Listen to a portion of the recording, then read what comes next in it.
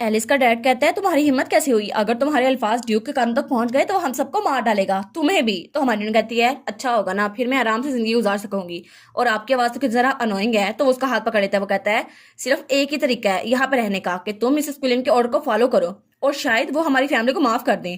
तो वो अपने डैड का हाथ छुड़ाते हुए कहती है मुझे माफ कर दें, लेकिन मैं शुरू से ये नहीं चाहती थी कि मदर और फादर कि मैं ऐसा करूं। इसलिए ड्यू के अवेकनिंग के बाद अब तो मेरी कोई इंटेंशन नहीं है कि मिसेस क्विलिन के ऑर्डर को फॉलो करूं। तो वो कहते हैं क्या तुम उनकी बात नहीं मानोगी? तो वो कहती है ठीक है, अब आप लोग बस करें और अपने घर वापस आएं, मैं ऐसा कुछ नहीं करने वाली। और स्माइल करते हुए कहती है मेरा काम यहाँ पे हो गया तो मैं जा रही हूँ, आई होप कि मैं दोबारा आपकी शक्ल कभी ना देखूं। तो तब वो वहां से मुड़ते हुए जाने लगती है। तो उसके मोम और डैड वहां पे खड़े थे, लेकिन तभी कोई आगे बढ़ता है और कहते हैं देख लेंगे हम लोग। और तब उसका भाई उसके पास आता है और उसके कंधे से पकड़ के उसे सीधा करता है। वो कहता है तुम्हारी हिम्मत कैसी हुई? मुझे पहले से पता था कि तुम ऐसे एक्ट करोगी, लेकिन तुम इतनी सारा गड़बड़ करोगी मुझे नहीं पता था। अभी अपने कदमों पर झुको और जाके मिसेस क्विलिन से माफी मांगो। और तब हमारी एलिस को अपनी पुरानी मेमोरीज याद आती हैं, जब उसका भाई छोटे होते हुए उस पर जुल्म कर रहा था। तो वो सोचती है ये सारी तो एलिस की मेमोरीज हैं, है ना? और वो बहुत ज्यादा गुस्से में आ गई थी। वो सोचती है वो इसके साथ ऐसा करता रहा था। तो उसका भाई कहता है लगता है तुम अपनी सेंसेस में वापस आ गई हो, तो मेरी बात चुप करके मान लो और जाके ट्रबल काज ना करना। मिसेस क्विलिन से कहो कि हमें माफ कर दें। तो हमारी कहती है हाँ बिल्कुल, मैं अपनी सेंसेस में वापस आ गई हूँ, इसलिए अब तुम दोबारा मुझे फोन नहीं बना सकते। तो वो कहता है क्या तुम मेरी बात नहीं मान रहे?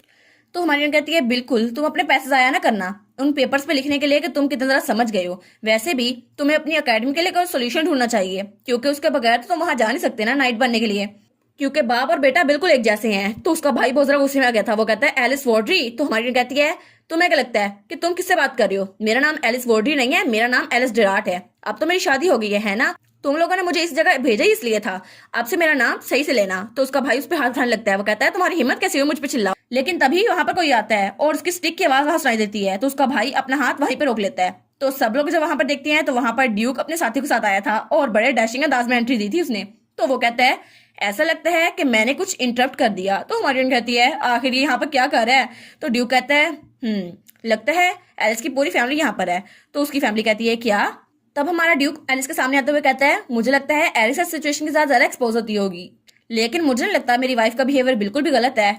और फिर वो गुस्से में आते हुए कहता है हालांकि मुझे पता है इस पूरे रूम में बहुत ज्यादा कचरा जमा है और जो लोग मेरे सामने खड़े हैं वो भी बिल्कुल कचरा है। और तब वो उसके भाई से कहता है तुम्हारी हिम्मत कैसे हुई कि डचिस को स्लैप करो, और तुम्हारी हिम्मत कैसे हुई ड्यूक डेराट की बीवी के साथ ऐसा करने की, उस पर हाथ उठाने की? तो उसका भाई डर के पीछे गिर जाता है। वो कहता है नहीं मैं ऐसा नहीं करना चाहता था। तो हमारी सोचती है ये तो अनयूजुअल है, ये तो हमेशा काम डाउन रहता है, लेकिन अब तो बड़ा गुस्से में लग रहा है। और उसकी तलवार भी चमक रही थी। तो हमारी बहन कहती है ड्यूक आप यहाँ पर क्यों आए? और उसकी फैमिली वो एरिक को संभाल रही थी उसके भाई को। तो वो कहता है हाँ मेरी वाइफ, मैंने सुना था कि आपके फैमिली मेंबर्स यहाँ पर आए तो मैं उनसे ग्रीट करने के लिए आया था। तो वो सोचती है क्या आउट ऑफ ब्लू? तो वो कहता है लेकिन मुझे लगता है ये कुछ सही नहीं था, क्या आपको मेरी हेल्प चाहिए? तो तब उसकी फैमिली कहती है एरिक तुम ठीक तो हो? तो हमारी बहन सोचती है ये तो सिर्फ एक शेमलेस फैमिली है जिन्होंने अपनी बेटी को एक ऐसी जगह भेज दिया ताकि उनका बेटा नाइट बन सके, लेकिन मुझे ऐसे लोगों से कुछ नहीं चाहिए। तो वो कहती है जी बिल्कुल, मैं चाहती हूँ आप इन लोगों को यहाँ से निकाल दें और दोबारा इनको यहाँ पर आने ना दें। तो ड्यूक कहता है श्योर माई लेडी। और फिर वो कहता है इन सबको यहाँ से बाहर निकाल फेंको, सबके सबको। तो उसका डैड कहता है एलिस तुम ऐसे कैसे कर सकती हो?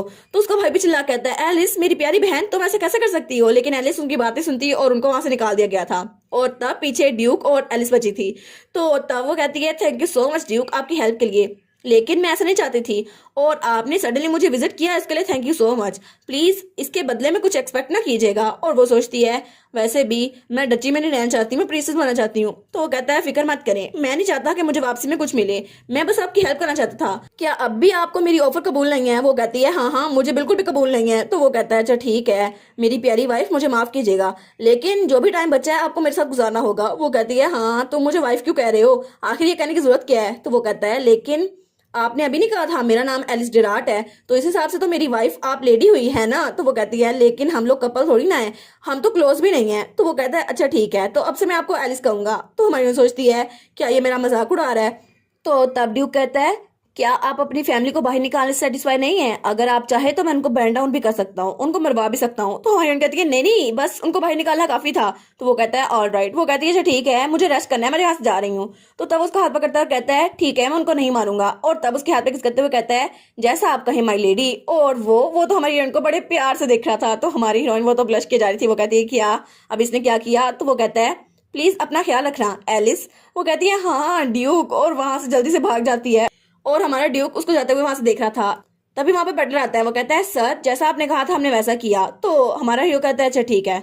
तो फिर वो कहता है योर मेजेस्टी। तो ड्यूक कहता है हाँ क्या हुआ। तो ड्यूक अपने हाथ को देख रहा था। वो सोचता है उसके हाथ की वाम तो अभी तक मुझे फील हो रही है, शायद वो बहुत ज़रा क्यूट है। हालांकि उसको लगता है मैं इसकी फिक्र नहीं करता, लेकिन फिर भी वो कितना ज़रा क्यूट है। तो फिर ड्यूक कहता है डचीज के लिए सारा खाना खुद तैयार करवाना और उनके लिए डिजर्ट बिल्कुल ना भूलना, और मैं चाहता हूँ कि वोडी फैमिली सिस्टम को देख लो एक बार और उनके बारे में जो कुछ पता चले मुझे आके बताओ। तो बटलर कहता है जी मैं समझ गया।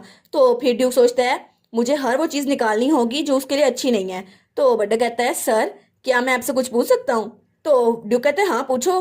तो वो कहता है बाय द वे क्या आपके दिल में डचेस के लिए, लिटिल लेडी के लिए फीलिंग्स है। तो ड्यूक कहता है क्या फीलिंग्स, और वो सोचता है क्या सच में मेरे दिल में उसके लिए फीलिंग्स हैं। तो बटलर कहता है नहीं मैं देख रहा था कि आपका एटीट्यूड उनकी तरफ थोड़ा अलग है, इसलिए मैं वंडर कर रहा था। तो ड्यूक कहता है तुम्हें क्या लगता है मैं डची से प्यार करता हूँ, ऐसा हो ही नहीं सकता, वैसे भी उसने मेरी हेल्प की थी तो मैं बस उसकी तरफ ऐसे ही अच्छे अंदाज में हूँ। और वो सोचता है मेरी मोम, उनकी जिंदगी इस प्यार की वजह से तबाह हुई थी, और मेरे डैड उन्होंने तो प्यार के नाम पर पता नहीं कितने लोगों को धोखा दिया था, और मैंने अपनी जिंदगी में सिर्फ धोखा ही देखा है, और मेरी पूरी की पूरी जिंदगी सिर्फ एम्प्टी या सेंटीमेंट से भरी हुई है, और इसलिए मैंने खुद से वादा किया था मैं दोबारा किससे प्यार नहीं करूंगा, इसलिए मुझे तो प्यार पे यकीन ही नहीं है। तो वो कहता है बिल्कुल नहीं, एलिस मेरी सेवियर है और मैं उसकी तरफ ग्रेटिट्यूड दिखा रहा हूँ क्योंकि उसने मेरी जान बचाई थी, है ना, वैसे भी मैं इतना तो कर ही सकता हूँ। तो बटलर कहता है मुझे माफ कीजिएगा मैंने बिना वजह ही कुछ पूछ लिया। तो ड्यू कहता है हाँ ठीक है, और फिर वो जाते हुए सोचता है लेकिन मेरा दिल इतना ज़्यादा रेस्टलेस क्यों हो गया है, हालांकि जब मैं उससे पहली बार मिला था तो मुझे बहुत ज़्यादा स्पेशल फील हुआ था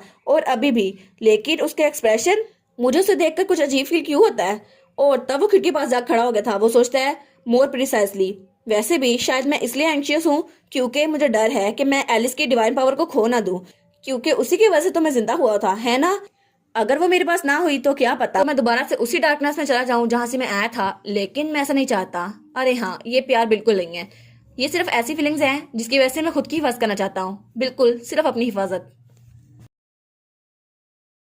और इसी के साथ ये वाला पार्ट यहाँ पर ख़त्म। तो आप लोग बताइएगा आपको ये पार्ट कैसा लगा। प्लीज़ लाइक करिएगा, कमेंट करिएगा और शेयर करिएगा, और जो न्यू व्यूवर्स हैं काइंडली वो चैनल को सब्सक्राइब कर दें, और पिछली वीडियोस का लिंक आपकी स्क्रीन पर नज़र आ रहा होगा तो काइंडली उनको भी चेकआउट कर लें। Thank you so much.